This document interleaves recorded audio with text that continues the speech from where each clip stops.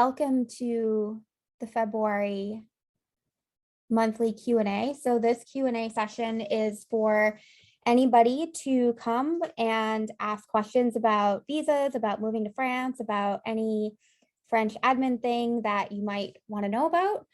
It is something that you can attend if you are not yet ready to schedule a clarity call because you're not yet ready, or if you don't have enough questions where you can book a full 1 hour consultation with me. A 1 hour consultation is when you're paying for my time. You can ask any questions that you want. The full hour is yours. I often will ask a lot of clarifying questions. People come and they think they have 2 or 3 quick questions, and then it turns out that it becomes part of a longer ongoing conversation. So that's available to anyone at any stage in the process. The clarity call is at a very specific point in the process where if you're beginning to embark on your visa application and your relocation to France, and you're wondering maybe if you do need some support with that process, and you're thinking about maybe working with us, then a clarity call is appropriate. So a clarity call is a short 30-minute call.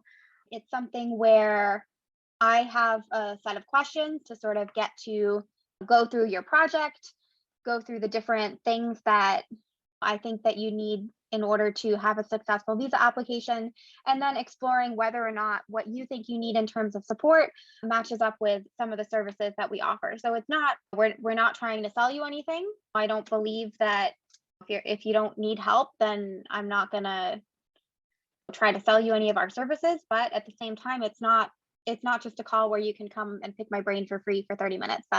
That falls into the category of paid consultations. This is one of the resources in the free Q&A that I have for you.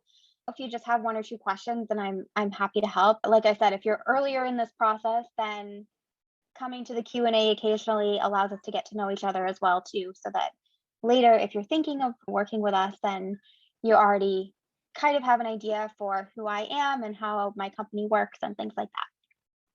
I will say I'm not going to be answering any COVID or pass sanitaire, pass vaccinal travel requirement questions.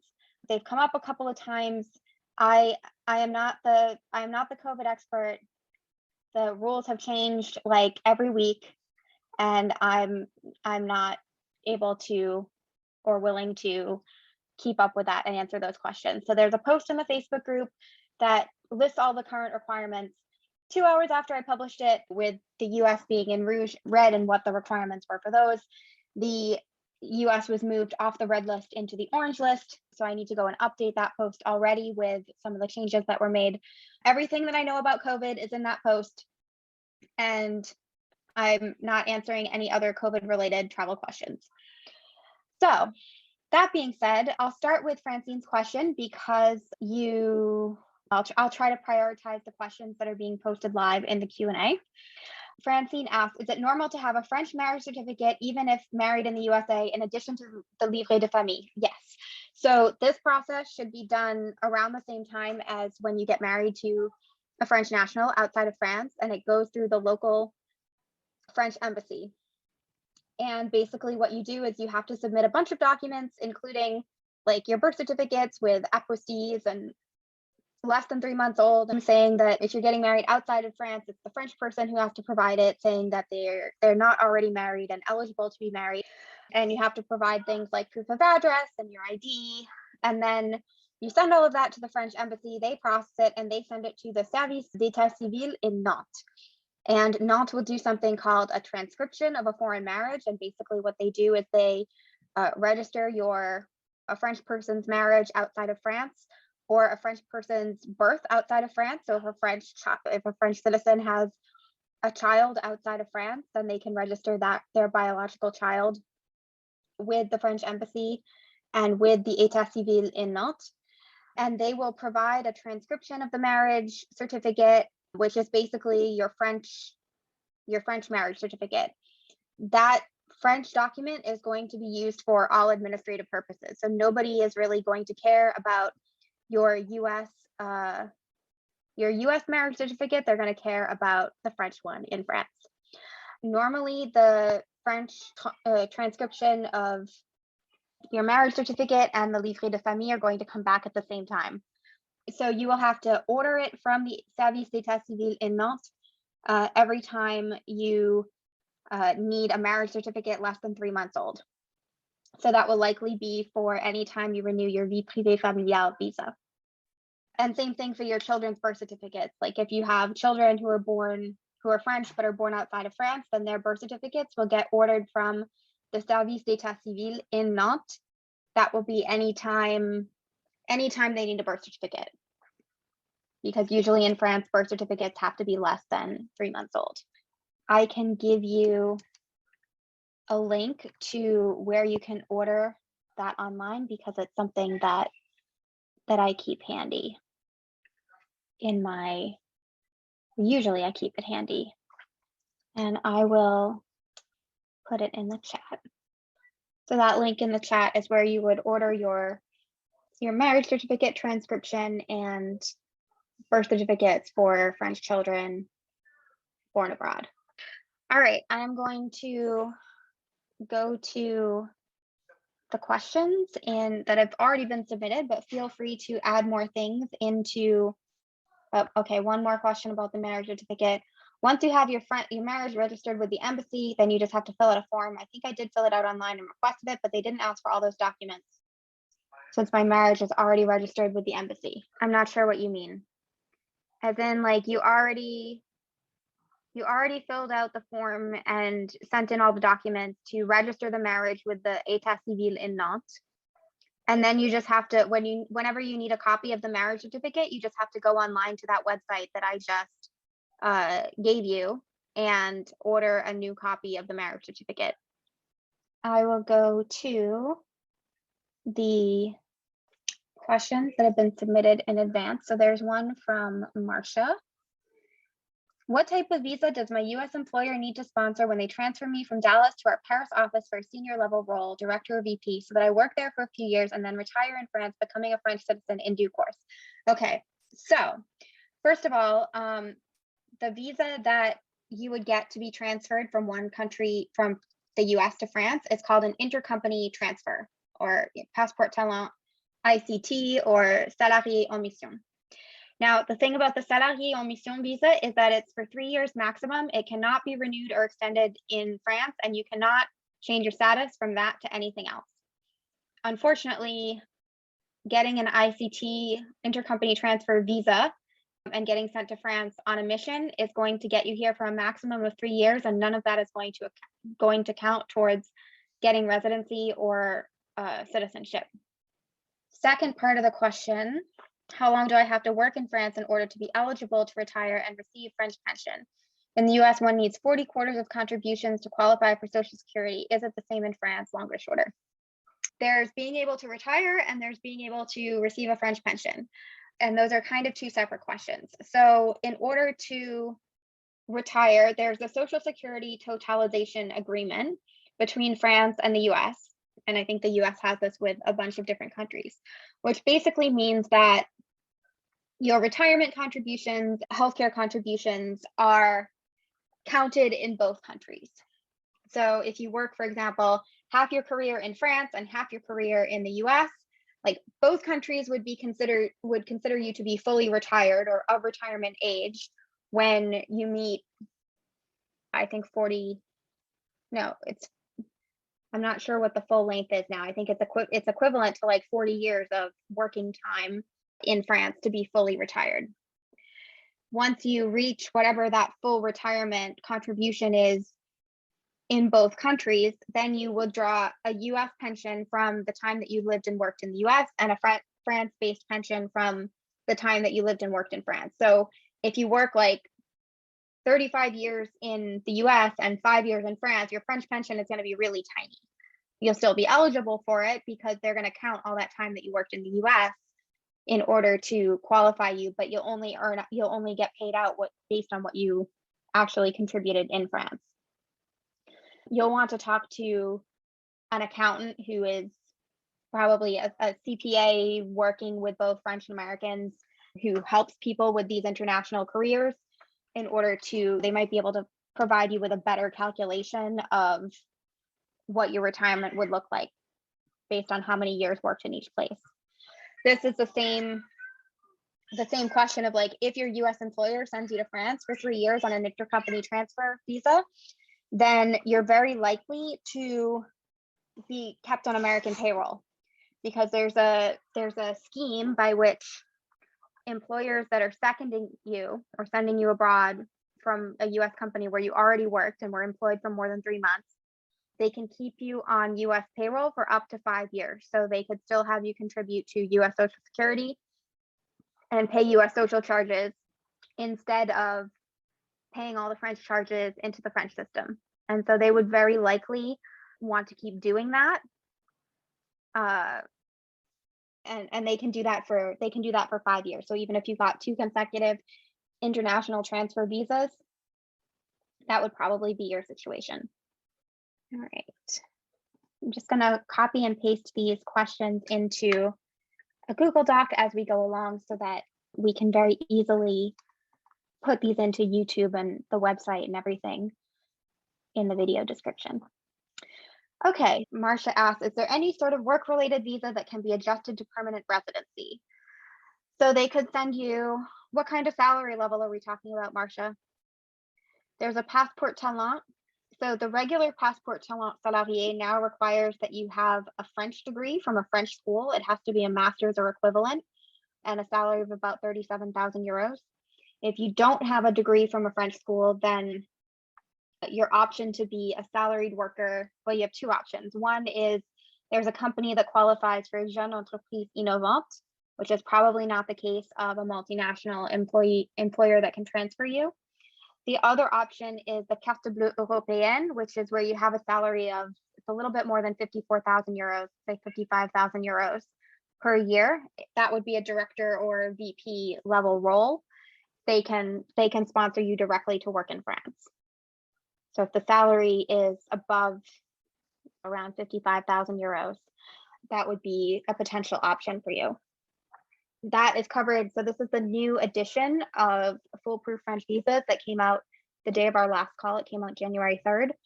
So all of these are covered in here, and it's a great resource. Like if you're trying to decide between different visa types, that lays out all the requirements and who's eligible and which type is better than what type and all of those different things. So I'll give you the link to that as well. My US salary is above 150K, so French should be at least 100. So that would be fine. That would be a passport talent Carte Bleue Européenne. The details are all in this book, and you can reach out if they, at that level, the company probably has a human resources person who is versed in visas, and they probably have people at the company who could help with that. So you might not need me, but you can certainly reach out if you need guidance during that process. All right, so Philip's question in the live version is, if we're on a VLSTS, so Visa Longue as retiree, so a visitor status, and my wife writes a screenplay or novel, can she shop it to an American publisher and be paid, or does that also require a working visa, like perhaps an artist visa? If she's just working on writing it here and it's kind of for pleasure and then it ends up getting published, then that's not a problem. It doesn't require a specific kind of visa. Royalties are reported as salary in France, and you'll definitely want to talk to an accountant about how to best report that revenue. It would be considered that since the work was written while she was in France, then it would be reportable and taxed, I believe, in France. And that would be something you would find in the France tax treaty with the US. All right, so next questions. Heather asked questions about long stay visitor visa. Once there in France, how do I extend my 1-year long-term visitor visa, and when can I apply for residency? Okay, so if you're on a visitor visa, then about 3 months before the expiration date of your visa, you're going to submit a request or an appointment, or make an appointment at your local prefecture. Now, this procedure is going to depend a little bit on the prefecture in question. So like in Paris, you're going to go online to their website and make an appointment. In Tours, you're going to compile a paper version of your application. You're going to send it in the mail, and then they're going to email you or write to you to have you come in. So it depends a little bit But you want to start the process about 3 months before. Check on your prefecture's website, make sure that you understand the procedure and what documents you need, and you'll go and you'll send it in the mail or you'll go in person to submit everything. It's going to be mostly the same documents that you submitted the first time around, obviously up to date. And then they'll give you a receipt. It's called a récépissé that basically extends your visa from the expiration date through usually 3 months later, whenever they think that you'll have your card. Normally it's 3 months. Your visa renewal appointment can be after your visa expiration date. So that's not uncommon. It's very frequent that that happens. So you don't have to freak out if like you log in on exactly the day you're supposed to log in and the appointment is 2 weeks or a month after your visa expires. Not a big deal. As long as you make the appointment before your visa expires, you're totally fine. The renewal process is covered in foolproof French visas. It's a little bit different for every prefecture, but we do give you a very handy index in the back that has all of the prefectures for all of the departments, all of the contact info for OFI, for the prefecture, like the website where you can go to find the information for your department. How long do I need to be in France before applying for residency? Normally after 5 years, so 4 renewals, you can request a multi-year card, but if you're on a visitor visa, it's very difficult because you're not paying taxes into the French system. It's whether or not you get a card that's longer than 1 year is really up to them, and it's unlikely to happen before 5 years. At the 5-year point, it really depends. There are some people who get lucky, other people who renew for 10 or 15 years, and then they finally get a multi-year card. But it's really hard to say with the visitor visa because visitor is not an immigration status. It's a tourist status. And yes, Jillian, the long-term visitor visa is for 1 year at a time, renewable every year. There are certain visa types that will allow you to get a multi-year card. So for example, if you're in a program of studies that is for more than 1 year, then you'll often get a carte de séjour valid for the length of your study program. So let's say you're in a PhD program, those are usually 3 years, you'll get a 3-year card. If you are in a CDI, if you have a long-term French work contract, normally at the beginning, you'll get 1 year. And then when you go to renew and you'll bring your pay slips and your contract and you'll show that you're out of your période d'essai, your trial period for that job, then you'll get a multi-year card. And usually for those types of things, for the CDI, salaried employees, for anyone who's starting a business, for profession libérale, normally you'll get 1 year to start, and then they can give you up to 4 years. And if financially you're fine, then normally they will give you the 4 years at the renewal. So then you'll have 1 year and then an additional 4 years, and then you'll get 10 years. For the family visa, you get 1 year when you marry a French person, for example, then you'll get 2 years, and then you'll get 10 years after you've been in France for 3 years. So it depends a little bit on the visa type. Jillian asked, what if we start as retirees and then I start a business at some point? Well, if you start as a retiree and then you want to switch your status to start a business, you're going to probably spend 2 years waiting for your visa status to switch. It is very complicated to switch your visa status if you start out on a visitor visa, because again, like that's not a status that normally enables you to work or expects that you would be starting a business at some point. And it depends on what kind of business you want to start. I talked to a woman, I interviewed her for my podcast. You can listen. I think she's an early episode, like 4, I think. Her name is Karen Kriebel, and she did that. She came on a visitor visa and decided she wanted to apply for a Passeport Talent Entrepreneur visa so that she could start a business in France. And that's the visa that requires a 30,000 euro investment and starting a French company and all of this stuff. And she came on a visitor visa because she didn't know if she wanted to start a business, what she wanted to do. And she kind of like spent the first year or so thinking about it and planning for it. And then she tried to submit a request for a change of status. And 18 months later, she hadn't gotten a response from the prefecture.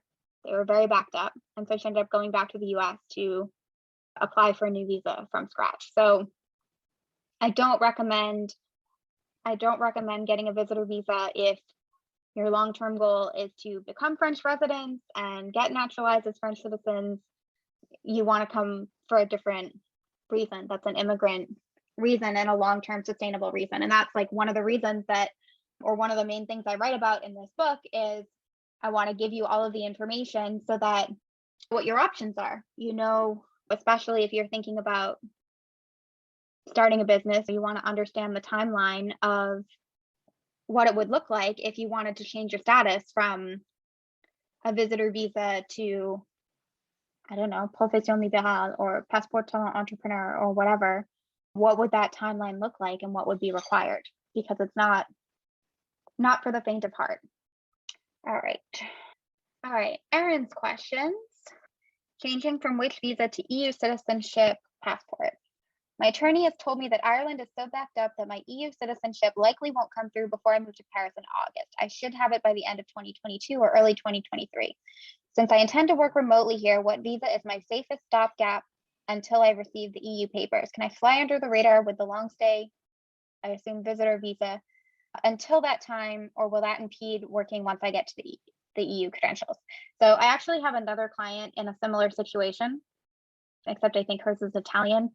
And basically, like, we talked through all the options, and what I recommended was like come on a visitor visa, and then as soon as your EU passport gets through, we register the business activity and things like that under the EU passport, because you can't register anything until you can't register a business without the proper visa or an EU passport. Based on the amount of time involved, I didn't really feel like it was worth it to go through all the trouble of applying for a passport talent or an artist visa or something like that when she knows that the citizenship is going to come through within a couple of months. There's always a little bit of gray area when you first arrive. Technically, you should be reporting your income like from the first day. Like, there should be a clean, even split between like what was US source or foreign non-French source income, and then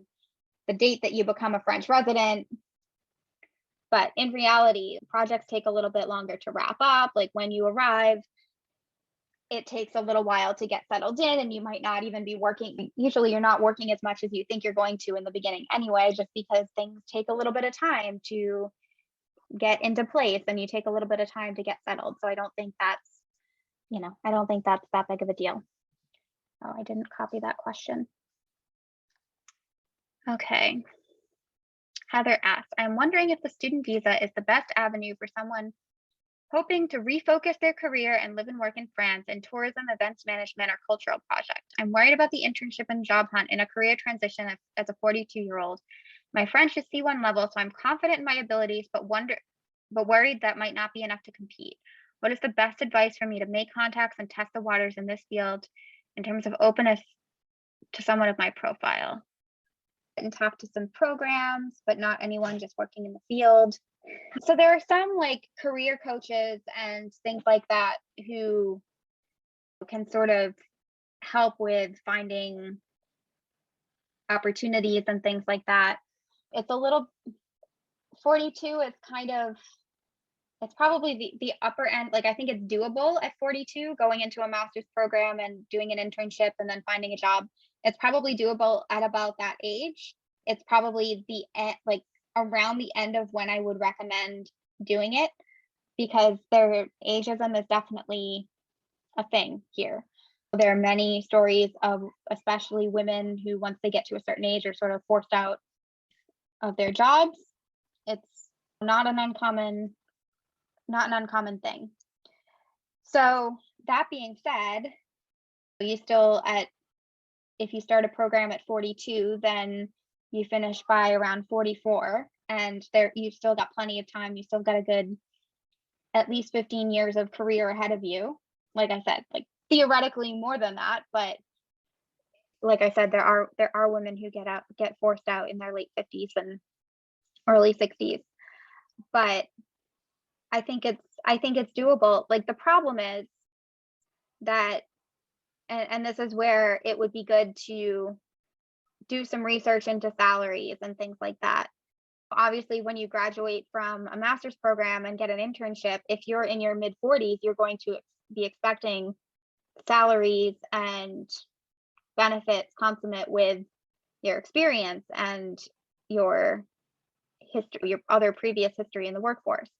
Whereas other graduates of the program who are ending their master's degrees like might be totally fine with minimum wage. Minimum wage in France is 1,600-ish euros a month. It's very common, like half of French people in salary jobs earn that amount.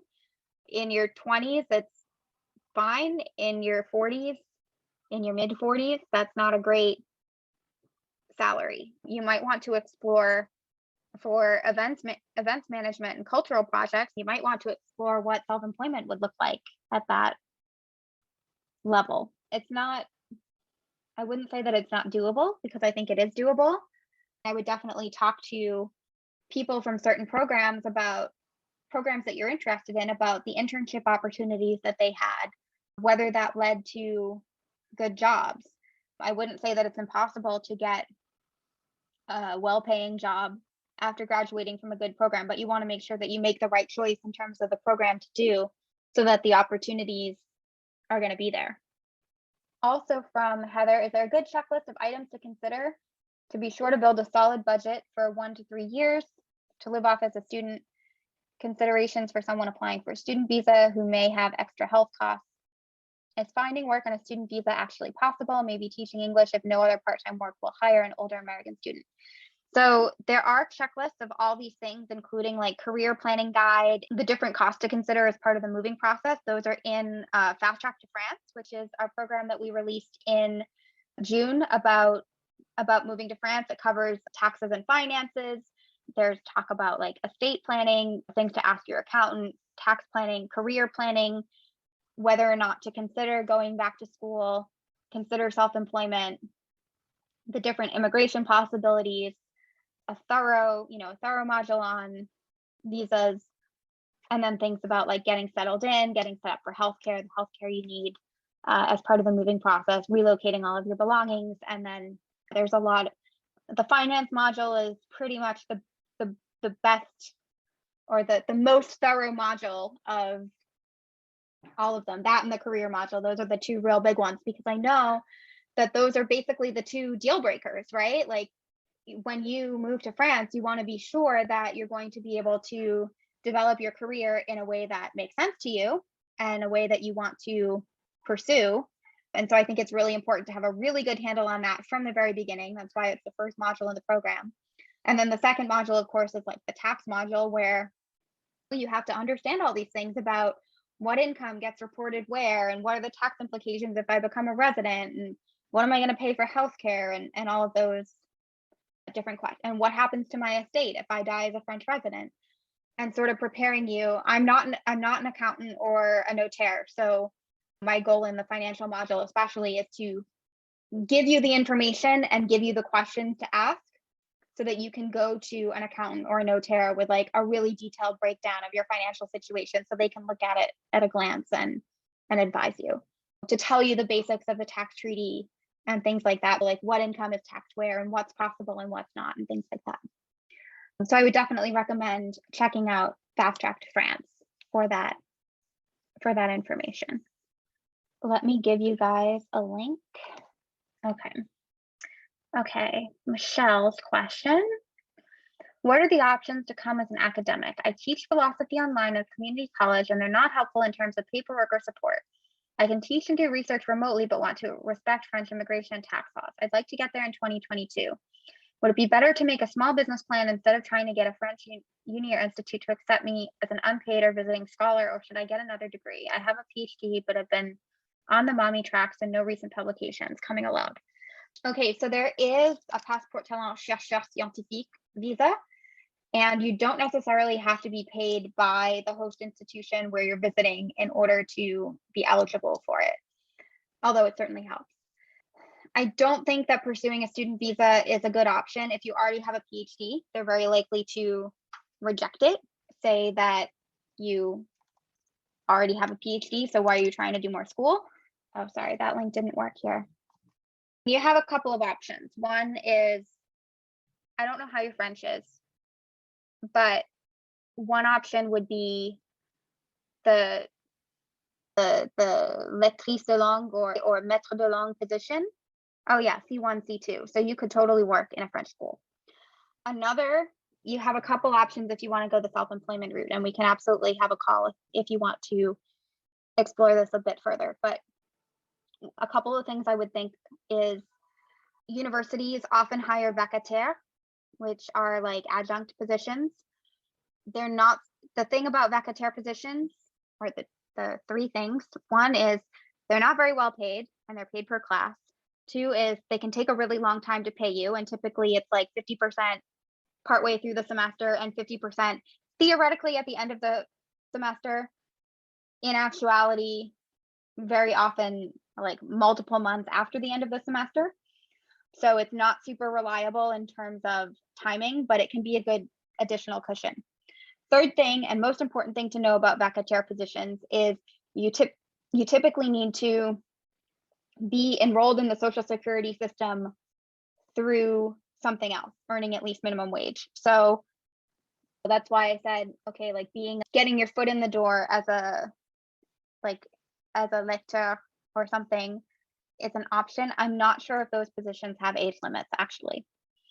Otherwise, being self-employed and pitching yourself as like a tutor with different types of income, and one of them being the community college income, potentially vacataire income, and getting a couple of different contracts from French universities, in addition to then tutoring independently, could be really good. And it doesn't necessarily have to be like specifically philosophy tutoring, although there's probably a much bigger market for philosophy tutoring here in France, where all French kids have to pass the bac, take philosophy in high school, or it could be some other kind of academic writing tutoring, okay, like helping French kids who want to go to law school, either international law school, who need the English and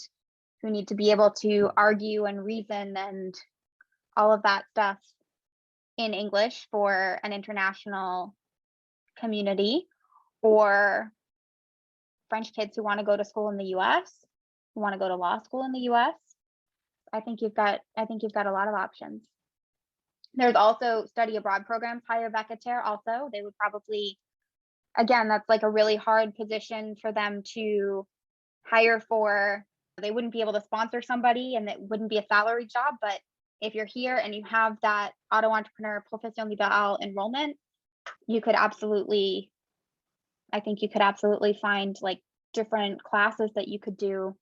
If you want to do classroom teaching still, I think you could find a bunch of opportunities, especially in philosophy.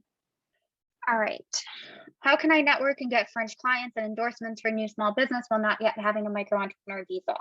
So that's one of the things that I work with my clients on. And it's just a lot of reaching out. Sometimes like people, it's kind of hard. Like if you don't know anybody and like who's ready and willing to hire you, and you don't have those contacts already, like you don't want to bring can you provide a letter of support for my visa application too soon.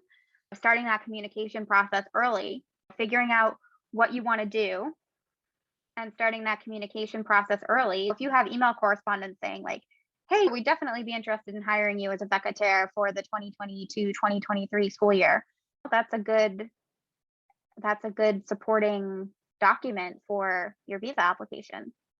It doesn't have to necessarily be a contract. I will say though, if your goal is 2022, now's the time, because starting in the next couple of weeks and months is when they're going to be looking for those vacataires and people for the next school year. So I would say we should have a chat soon if you want to do it this year. Arden. I would like to stay in France for many years. I'm 27. If I moved to France, I would be unemployed. Do I stay on a visitor visa and learn French, hope to get a job offer after a year? If I work on illustrating a book in my free time to get it published, does this work? Or do I go to a language visa for 1 year to becoming fluent and also work part-time? Do I need to enroll in, oh my God, this is like 17 questions. Okay, this is one question that is about all the visas. So all those questions are answered in this lovely 500 and how many? I will tell you, 516 page book.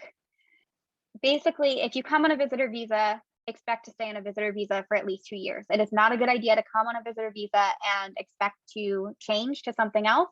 If you come on a visitor visa and a job wants to hire you, they'll have to sponsor you exactly the same way as they would if you were in the US, except the process takes even longer. So I would definitely not recommend that. You have a couple of short-term options. The TAPIS application just closed, so that's not an option for this year. Studies are kind of an option, but it's not a good idea to come and just learn French, especially if you're a beginner. You're unlikely to get a student visa just for language classes. Other than that, it's a little bit hard to say. Like you could potentially, read the book. It tells you everything you want to know. It gives you all the different options. Every single thing that you could think of as a way to come to France, it will tell you whether or not it's a good idea for you. And as far as, your question about if I work on illustrating a book, is this work? That depends on how the book is published. If it's self-published, then you're a small business. If it's published by a publishing company, then it's royalties. If it's a publishing company that hires you to do the illustrations, then it's either like royalties and licensing, or it could be work for hire. So it really depends on the book and how it's published. All right, Jill, is our American Social Security taxed? Short answer, no. Long answer is there's a Social Security totalization agreement and a tax treaty between France and the US that identifies like the different types of income and what gets taxed where. So pensions are considered passive income, and they're related to the work that you did in the country they're considered like related to the work that you did in the country where you accumulated those benefits. So if you worked in the US to accumulate US retirement benefits, that income is taxed in the US. However, you do have to report it on your French tax return, because as a French tax resident, you'll declare your full worldwide income in France. So what you'll do is you'll take your gross Social Security amount at the end of the year, you'll put that on your French tax return in euros, but then you'll designate that it's foreign income. So what happens is if you don't have any other income that's taxed in France, you'll pay 0 French tax. You'll get a tax credit that's equivalent to what the French tax would have been on that income. So the end result will be 0 French tax.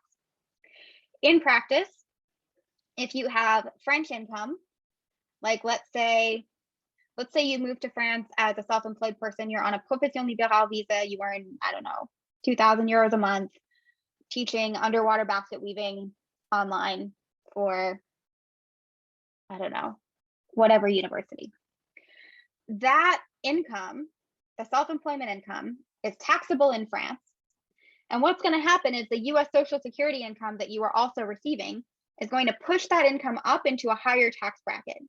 So you're going to end up paying more income tax on the Social Security, on the self-employment income that is taxable in France because of the Social Security income. But the Social Security income itself is not taxed. So there's that.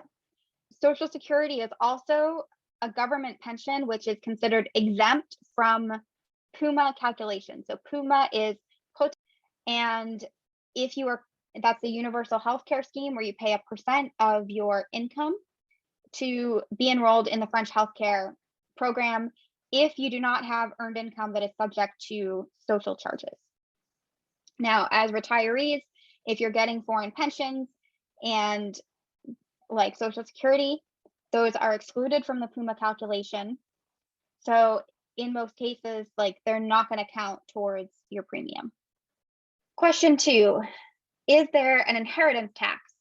Yes, and it depends on who your heirs are and what percent of your estate they are receiving and what their relationship is to you. So your direct descendants, like your children or your spouse, are not going to pay as much in tax, inheritance tax, as, I don't know, if you give something to your friend who is not genetically related to you at all, they'll pay the most amount of tax. Slightly further relations, like a cousin or a sibling, a cousin will pay a bit more than a sibling will pay a bit more than a parent will pay a bit more than like your children or your spouse. So it depends on the relationship. And French inheritance laws are crazy and complicated. One of the tools, as I mentioned, in Fast Track to France is there's a workbook that lays out the different questions or the different parts of your estate, the countries where they're located, the types of assets, and then questions that you want to make sure to ask the notaire. And we do have some recommendations for notaire as well. There's one who gets recommended very often. I haven't used his services personally, but he's helped me out a couple times on different questions. His name is Christophe Dutertre. He's in the Americans in France group. He's in the Strictly Legal France group. He's in all the groups. And he's basically the expert. He's the go-to guy, international estate planning. So definitely reach out to him. There is that tool in Fast Track to France as well to sort of help you outline I'll type his name in the chat. Just search for him in the Americans in France or the Strictly Legal group, because he's in both of those. Just copying and pasting the questions. Okay, this question is from Tony. How fast and possible for me to travel to France with my B2 French language certificate? I don't know. I guess it depends on how fast you can get on a plane. I don't know what that question is. If you mean for getting a visa, I don't know. I don't know anything about your qualifications or what you would be coming to France for. So I can't really answer that question. All right. I saw there were a couple more questions back in the Q&A. Okay, I just read your post on working virtually in France. You say if you were in France more than 90 days, you can't be a digital nomad. So if you're in France less than 90 days, can you telecommute from France without having to be an auto entrepreneur? We don't think we need a work visa since we have a vie privée familiale visa, I think. Okay, so you're right in that a visa enables you to do any type of work. You don't need a specific visa or work authorization for it. So if you're on a vie privée visa, you can be self-employed, you can start a company, you can be the president or the VP of a company at any salary, you can work part-time at McDonald's because you want to get out of the house and you like smelling like French fries. It really doesn't matter. So I think your question is about if you're in France, at what point do you have to register some kind of activity? So I don't know, like, if you're not planning on staying more than 183 days. Okay. Technically, you don't become a resident of France until you're spending more than 183 days here. The problem is that if you're maintaining your visa, you're kind of telling the French government that your center of, like, so there's a couple of different criteria for being a French tax resident. All right, you spend more than 183 days in the country, and that's 183 out of 365. It's the center of your family and economic life. So if your primary residence here is here, if your family lives here, if your job is here, then any of those things can make you a French resident. So I don't know if you're, like, technically, if you have a visa to live in France for a year, but you're not actually spending the full year in France, then you're kind of not establishing yourself as a resident, so you shouldn't have the visa. So it's a little bit of a catch-22. So I don't know, I guess, like, the main question would be, do you intend to renew the visa? Because I would say that if you intend to renew the visa and you live here, then you become a French tax resident and you should report your income here. At the very least, report your income that you earn while you're sitting your butt in a chair at a computer in France. The thing about going back and forth is that it kind of puts you in no man's land. You have to be a tax resident somewhere. So I think that's something you want to talk to an accountant about. But if you're not living in France, then you shouldn't renew the visa. But if you are living in France, then you should report your income. And if the goal is eventually to live in France, your spouse doesn't technically need to be reporting an income at all in France in order to get citizenship through marriage. Once you've been married for more than 5 years, what are your long-term goals? I would take that to an accountant. All right, just gonna clear out some of these questions. I think there's one more that was submitted in advance. So the other questions were also yours that I hadn't answered yet, since I answered some of yours at the beginning. But are you living in France or are you not? That's really the crux of the issue. If you're living in France, you have a visa for France, you're reporting your income, you're on health insurance, etc., etc. If you're not living in France, then you don't need a visa for France and you come here as a tourist. And if you happen to occasionally check your emails for your US work, then fine. But all right, any other questions? All right, so if you have visa questions, this is the Visa Bible. It includes everything that you could possibly want to know, and probably many things that you don't think that you want to know. It's on Amazon. It's also, I will give you a link right now to, so if you buy it on Amazon, please leave a review, send a screenshot to us. The instructions are in the book. We will give you access to our digital version as well. There's a PDF that you can print. It's formatted differently, so like it prints on letter paper. There's a Mobi and an EPUB file, so you can send it to your Kindle. Write a review, send us the review, and we'll give you access to the online version as well, so you have those. And that means that you also will get an update to the 2023 edition when that's released at the beginning of next year. Grant, that's Grant, he says hello. The people say hi.